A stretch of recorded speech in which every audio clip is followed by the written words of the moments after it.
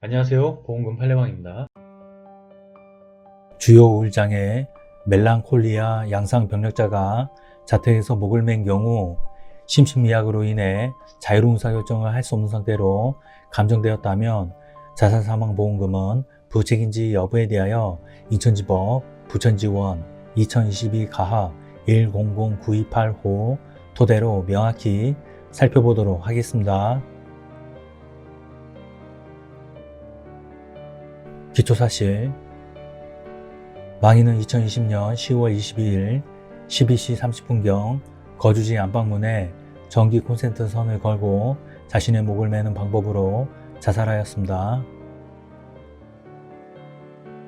재판부의 판단, 관련 법리, 신체적 및 정신적, 행동적인 변화로 어려움이 지속적으로 심한 경우는 기분을 조절하는 데 문제가 있는 우울장애라고 할 수 있고, 정신의학에서는 우울한 상태란 사고의 형태나 흐름, 사고의 내용, 동기, 의욕, 관심, 행동, 수면, 신체 활동 등 전반적인 정신기능이 저하된 상태를 말하며, 이렇게 기분의 변화와 함께 전반적인 정신행동의 변화가 나타나는 시기를 우울사파라고 하며, 정도가 심한 사파를 주요 우울사파라고 하여 주요 우울장애로 진단합니다. 지휘협회에서 발행한 정신질환 진단 및 통계 매뉴얼 제5판은 주요 우울장애에 대해서 1. 하루 중 대부분 그리고 거의 매일 지속되는 우울한 기분에 대해 주관적으로 보고하거나 객관적으로 관찰될 것.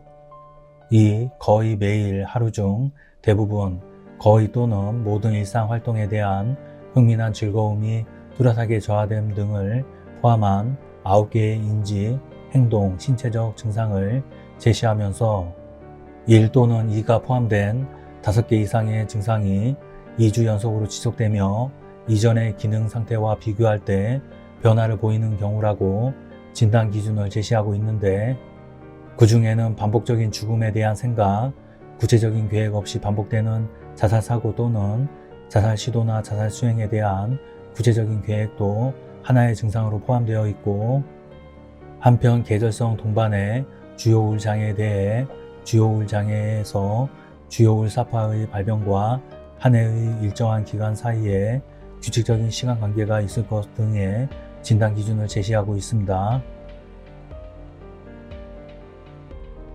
한국표준질병사인 분류는 DSM-5에서 언급한 증상의 개수 등을 고려하여 우울장애를 경도, 중등도, 고도로 분류하고 있는데, 우울병 에피소드가 뚜렷하며 의기소침, 특히 자부심의 소실이나 죄책감을 느끼고 자살 충동이나 행위가 일반적이며 많은 신체적 증상이 동반되는 경우를 고도로 보고 있습니다.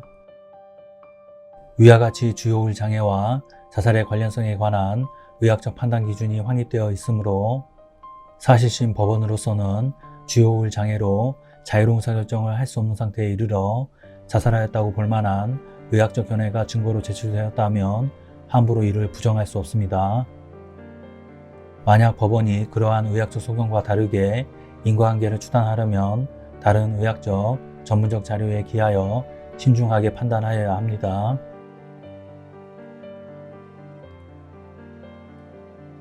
판단, 쟁점, 이 사건 사고가 심신상실 등으로 자유로운 의사결정을 할 수 없는 상태에서 발생하였는지 여부.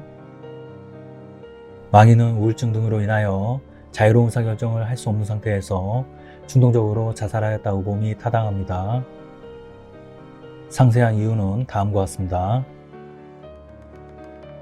망인은 1994년경 우울증으로 최초 진단을 받은 이후 2001년 8월 18일경 주요 우울장애, 멜랑콜리아 양상 등으로 진단받고 입원 치료를 받았고, 2019년 5월 29일경 아이병원에서 우울증, 상세불명의 불안장애 등으로 진단을 받고 그때부터 2020년 9월 17일경까지 17회에 걸쳐 우울감을 호소하며 내원하였으며, 아이병원 의사로부터 정신의학과에서 진료받을 것을 권유받고 2020년 9월 21일 제2병원 정신건강의학과에 내원하여 2020년 10월 19일경까지 6회에 걸쳐 진료를 받는 등 지속적으로 약물 치료를 받아왔습니다.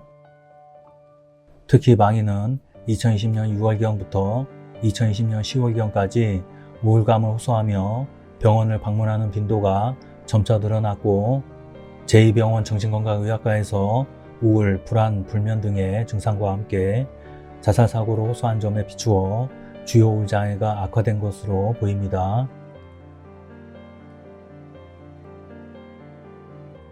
2020년 9월 22일 K병원에서 실시한 심리평가 보고서에 의하면 내면적으로 활력 수준이 저하되어 있는 가운데 기분 저하, 흥미나 즐거움의 감소, 피로감, 식욕 저하, 피곤함, 집중의 어려움 등 중등도 수준의 우울 증상과 함께 긴장, 초조, 걱정 및 염려, 수면의 어려움 등 불안 증상을 경험하고 있는 것으로 나타났다라고 기재되어 있습니다.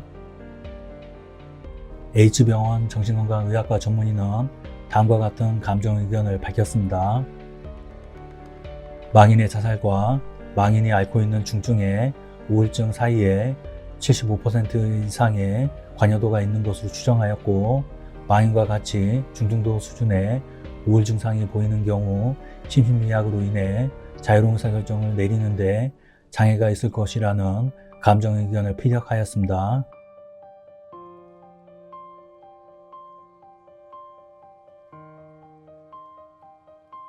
심신상실 등으로 인하여 자유로운 의사결정을 할 수 없는 상태를 환청, 환각 등 정신병적 증상이 동반되어 정상적인 사리 분별이나 의사결정이 불가능한 상태로 한정하여 해석할 근거가 없습니다.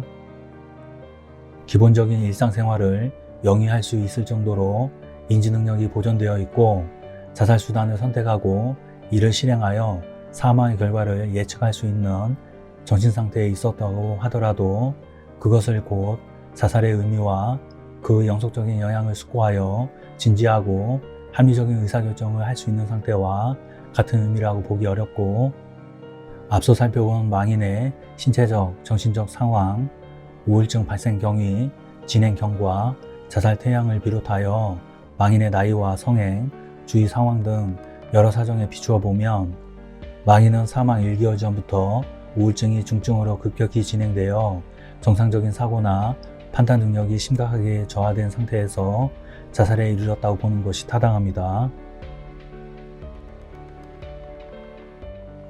결론적으로 보험회사는 보험 수익자에게 상해 사망 보험금을 지급할 의무가 있습니다.